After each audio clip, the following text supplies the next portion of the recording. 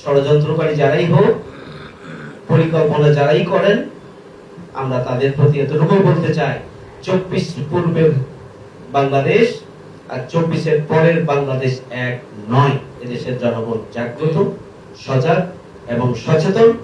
জামাত ইসলামীকে minus করার কোন চক্রান্তই আগামী দিনে সফল হবে না, এদেশের জনগণ সফল হতে দেবে না ইনশাআল্লাহ। এটি জনগণের কাছে পরিষ্কার যে যদি দুর্নীতি মুক্ত, সন্ত্রাস মুক্ত, চাঁদাবাজ মুক্ত, বসবাসযোগ্য নতুন বাংলাদেশ গড়ে তুলতে হয়, ন্যায় বিচার এবং ইনসাফের বাংলাদেশ গড়ে তুলতে হয়, তাহলে নেতৃত্ব তৈরির কারখানা জামাত ইসলামী এবং তাদের হাতেই সৎ, দক্ষ, দেশপ্রেমিক, নৈতিকতা সমৃদ্ধ নেতৃত্ব আছে। সকল শ্রেণী পেশার মানুষের মধ্যেই জামাত ইসলামীর ব্যাপারে একটা আগ্রহের জায়গা তৈরি হয়েছে, আলহামদুলিল্লাহ। এগুলোর কারণ এক নম্বর কারণ তো আল্লাহ রহমত, সেটাকে আমরা তো এখন দেখেন যে বাংলাদেশ জামাত ইসলামীর সবচেয়ে বড় মজলুম দল। আমাদের আমির জামাত, সেক্রেটারি জেনারেল, সাবেক আমির জামাত সহ 11 জন নেতৃত্ব এবং 5 শতাধিক নেতা কর্মীকে অন্যায়ভাবে হত্যা করা হয়েছে, ফাঁসি দেওয়া হয়েছে। আমাদের কেন্দ্রীয় অফিস থেকে শুরু করে ওয়ার্ড অফিস পর্যন্ত বন্ধ করে দেওয়া, 20,000-এর অধিক মামলা দিয়ে আমাদের লক্ষ লক্ষ নেতা কর্মীকে ঘর ছাড়া করা হয়েছে, বাড়ি ছাড়া করা হয়েছে, ব্যবসা ছাড়া করা হয়েছে। আমাদের লক্ষ লক্ষ নেতা কর্মী মানবেতর জীবন যাপন করেছেন খোলা আকাশের নিচে বছরের পর বছর। জেলখানায় লক্ষ লক্ষ নেতা কর্মী অমানবিক জীবন যাপন করেছে। আমাদের শীর্ষ নেতৃবৃন্দের সন্তানদেরকে গুম করা হয়েছে। আমাদের উপরে জুলুমের মাত্রাটা এমনই যে জামাত ইসলামী নিবন্ধন পর্যন্ত পেয়ে নেওয়া হয়েছে, প্রতীক দাঁড়িপাল্লা পেয়ে নেওয়া হয়েছে, জামাত ইসলামীকে নিষিদ্ধ পর্যন্ত করা হয়েছে। জামাত ইসলামী সবচেয়ে বড় মজলুম দল হিসাবে জনগণের অন্তরে জামাত ইসলামীর একটা জায়গা তৈরি হয়েছে, আলহামদুলিল্লাহ। আপনারা খেয়াল করেছেন যে 5ই আগস্টের পরেও আমরা ভালো পরিবেশ পেয়েও, আমাদের অনুকূল পরিবেশ পেয়েও কোথাও কোনো প্রতিশোধ গ্রহণের মতো কোনো দুর্ঘটনা ঘটেনি। এই ব্যাপারে কেন্দ্রীয় সংগঠন সর্বোচ্চ সতর্ক অবস্থান আছে। 3 নম্বর বিষয় হচ্ছে যে বাংলাদেশ জামাত ইসলামী উপরে এত জুলুম, নির্যাতন, নিপীড়ন, আমাদেরকে কথা বলতে দেওয়া হয় না, আমাদেরকে সভা সমাবেশ করতে দেওয়া হয় না, আমাদেরকে মত প্রকাশের সুযোগ দেওয়া হয় না, রাস্তায় দাঁড়াতে দেওয়া হয় না, সামাজিক অনুষ্ঠানে পর্যন্ত আমাদেরকে যেতে দেওয়া হয় না, সেখান থেকেও গ্রেপ্তার করা হয়েছে। কিন্তু এত কিছুর পর আমরা দেশের প্রশ্নে, জনগণের অধিকারের প্রশ্নে, ইসলামের প্রশ্নে আমরা আপোষহীন ছিলাম এবং আমরা রাজপথে আমরা কর্মসূচি অব্যাহত রেখেছি। 17.5 বছরে কোন নিপীড়নই আমাদের রাজপথের কর্মসূচি থেকে আমাদেরকে আলাদা করতে পারে না। আমরা সবসময় রাজপথে থেকেছি। এদিকে দেশের জনগণ লক্ষ্য করছে না? অবশ্যই দেশের জনগণ লক্ষ্য করছে। 4 নম্বর বিষয় হচ্ছে যে বাংলাদেশ জামাত ইসলামীর শীর্ষ নেতৃবৃন্দ আপোষহীন নেতৃত্ব হিসেবে ইতিমধ্যে জনগণের অন্তরে জায়গা করে নিয়েছে। তারা ফাঁসিকে মেনে নিয়েছে, তারা জুলুম নিপীড়নকে মাথা পেতে নিয়েছে, কিন্তু ফ্যাসিস্ট রাষ্ট্রীয় অপশক্তির কাছে মাথা নত।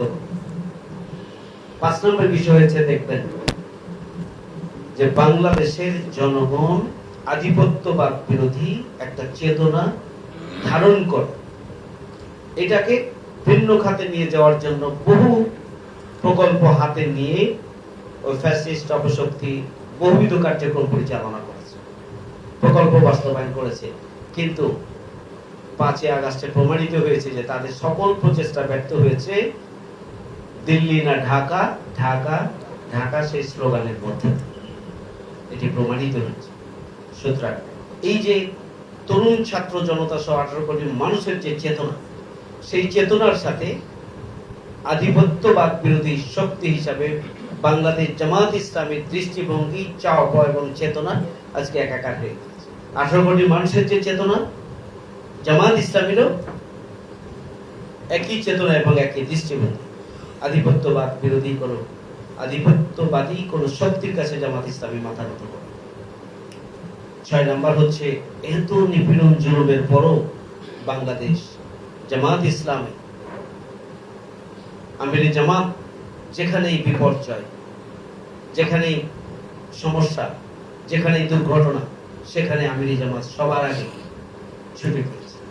কি বন্যা, কি অ্যাক্সিডেন্ট, কি অগ্নিসংযোগ, কি বিস্ফোরণ, কি নদী ভাঙ্গন, সব জায়গায় সবার আগে আমির জামাত ছুটে গিয়েছেন একজন মানবিক নেতা হিসেবে। জামাত ইসলামী নেতা কর্মীরা ছুটে গিয়েছেন, যেখানে স্বাভাবিকভাবে আমাদেরকে দাঁড়াতে দেওয়া হয় না, সেখানে আমরা মানুষের পাশে, বিপর্যস্ত ক্ষতিগ্রস্ত মানবতার পাশে আমির জামাত এবং জামাত ইসলামী বাংলাদেশ সবার আগে ছুটে গিয়েছে। রাজনৈতিক দল তো বাংলাদেশে আরো আছে, এইসব রাজনৈতিক দলগুলো কেউ কি মানুষের পাশে কার্যত সহযোগিতার মানসিকতা নিয়ে দাঁড়িয়েছে? কেউ দাঁড়ায়। জামাত ইসলামী দাঁড়িয়েছে, আলহামদুলিল্লাহ।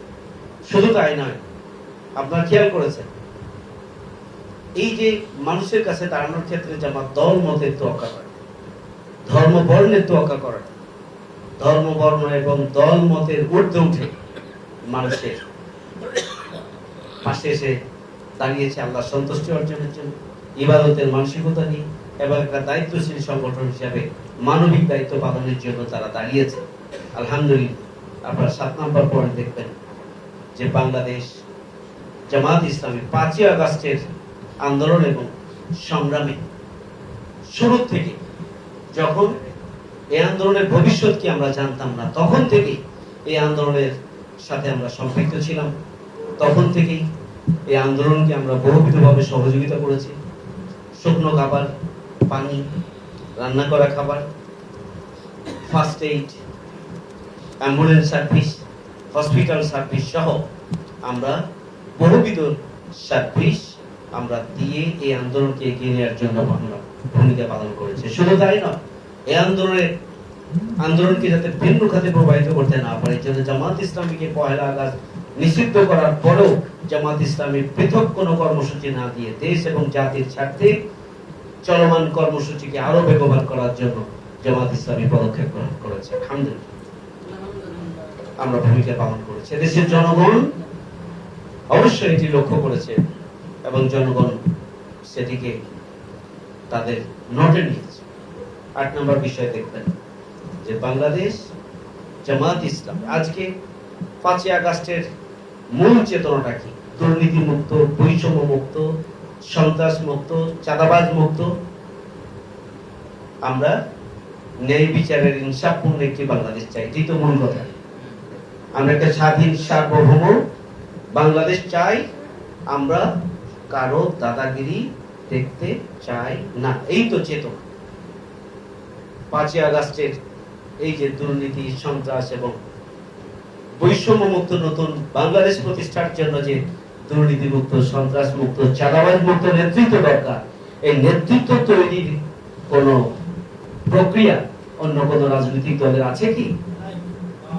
অন্য কোন রাজনৈতিক দলের। এটি জনগণের কাছে পরিষ্কার যে যদি দুর্নীতি মুক্ত, সন্ত্রাস মুক্ত, চাঁদাবাজ মুক্ত বসবাসযোগ্য নতুন বাংলাদেশ গড়ে তুলতে হয়, ন্যায় বিচার এবং ইনসাফের বাংলাদেশ গড়ে তুলতে হয়, তাহলে নেতৃত্ব তৈরির কারখানা জামাত ইসলামী এবং তাদের হাতেই সৎ, দক্ষ, দেশপ্রেমিক, নৈতিকতা সমৃদ্ধ নেতৃত্ব আছে।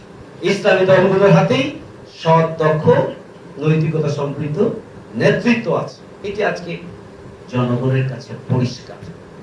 মিডিয়াগুলো আমাদের বিরুদ্ধে যতই অপপ্রচার চালাক, ঈর্ষান্বিত হয়ে আমাদের রাজনৈতিক দলগুলো যতই আমাদের বিরুদ্ধে অপপ্রচার চালাক, আমাদের বিরুদ্ধে বক্তব্য দিক না কেন, সোশ্যাল মিডিয়ার মাধ্যমে জামাত ইসলামীর যাবতীয় কার্যক্রম এবং তৎপরতা এদেশের জনগণ প্রতিনিয়ত দেখছে, পর্যবেক্ষণ করছে এবং তাদের কাছে এটি পরিষ্কার যে আগামী দিনের নতুন বাংলাদেশ বিনির্মাণের জন্য যে নেতৃত্বের প্রয়োজন, আলহামদুলিল্লাহ সেটি জামাত এবং ইসলামী দলগুলোর হাতে রয়েছে।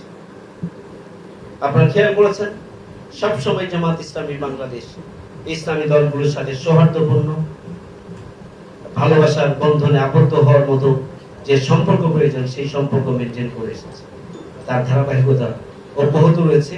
এদেশের জনগণ মনে করে যে ইসলামী দলগুলো যদি ঐক্যবদ্ধ হয়ে নতুন বাংলাদেশ নির্মাণে অগ্রণী ভূমিকা পালন করতে পারে, তাহলে দেশের জনগণ আজকে ইসলামী দলগুলোর প্রতি তাদের সমর্থন জানাবে ইনশাআল্লাহ।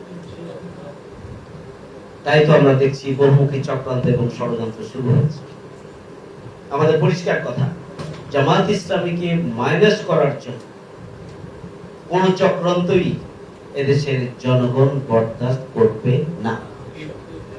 আমরা ষড়যন্ত্রকারী যারাই হোক, পরিকল্পনা যারাই করেন আমরা তাদের প্রতি এতটুকু বলতে চাই, 24 পূর্বের বাংলাদেশ আর 24-এর পরের বাংলাদেশ এক নয়। এদেশের জনগণ জাগ্রত, সজাগ এবং সচেতন। জামাত ইসলামীকে মাইনাস করার কোন চক্রান্তই আগামী দিনে সফল হবে না, এদেশের জনগণ সফল হতে দেবে না ইনশাআল্লাহ। আপনি এদেশের তৃণমূলের জনগণের কাছে যান, জনগণের পরিষ্কার কথা যে আমরা আগামী দিনে দেশে যদি সংস্কার না হয়, তার আগেই যদি নির্বাচন হয়, তাহলে ফ্যাসিস্ট অপশক্তি দেশকে যেভাবে পছন্দ মতো পরিচালনা করেছে, আগামী দিনেও সেই ধরনের পরিস্থিতির পুনরাবৃত্তি হতে পারে, দেশের জনগণ তা মনে করে। এবং তারা চায় যে নির্বাচনের জন্য প্রয়োজনীয় সংস্কার হোক এবং রাষ্ট্রের গুরুত্বপূর্ণ সেক্টরে গুরুত্বপূর্ণ মৌলিক সংস্কারগুলো সম্পাদন করার পরে দ্রুততম সময়ের মধ্যে নির্বাচন হোক। এটা এদেশের জনগণ চায় এবং জামাত ইসলামী বাংলাদেশও সেটি চায়। আগামী দিনের নতুন বাংলাদেশ নির্মাণে, সুখী সমৃদ্ধশালী নতুন বাংলাদেশ প্রতিষ্ঠায়, বিশেষ করে বৈষম্যহীন ন্যায় বিচারের, ইনসাফের, দুর্নীতিমুক্ত নতুন বাংলাদেশ বিনির্মাণে বাংলাদেশ জামাত ইসলামী ঐতিহাসিক অবদান রাখবে। এদেশের সর্বস্তরের দেশপ্রেমিক এবং 5 আগস্টের চেতনায় উদ্বুদ্ধ সেই জনগণকে সাথে নিয়ে নতুন বাংলাদেশ বিনির্মাণে আমরা সামনের দিকে এগিয়ে যাব ইনশাআল্লাহ, সেই প্রত্যাশা ব্যক্ত করে এবং সেই নতুন বাংলাদেশ বিনির্মাণে সক্রিয় অংশীদার হিসাবে আপনারা এখন থেকে নিরলস প্রচেষ্টা চালাবেন এবং পাশাপাশি আল্লাহর সাহায্য চাইবেন, সেই প্রত্যাশা ব্যক্ত করে আমার কথা এখানে শেষ করছি। আপনারা ভালো থাকুন, সুস্থ থাকুন এবং নিরাপদে থাকুন, সেই দোয়া করে আমার বক্তব্য এখানে শেষ করছি। সুবহানাকাল্লাহুম্মা ওয়া বিহামদিকা আশহাদু আল্লা ইলাহা ইল্লা আনতা আস্তাগফিরুকা ওয়া আতুবু ইলাইক। আসসালামু আলাইকুম ওয়া রাহমাতুল্লাহি ওয়া বারাকাতুহু।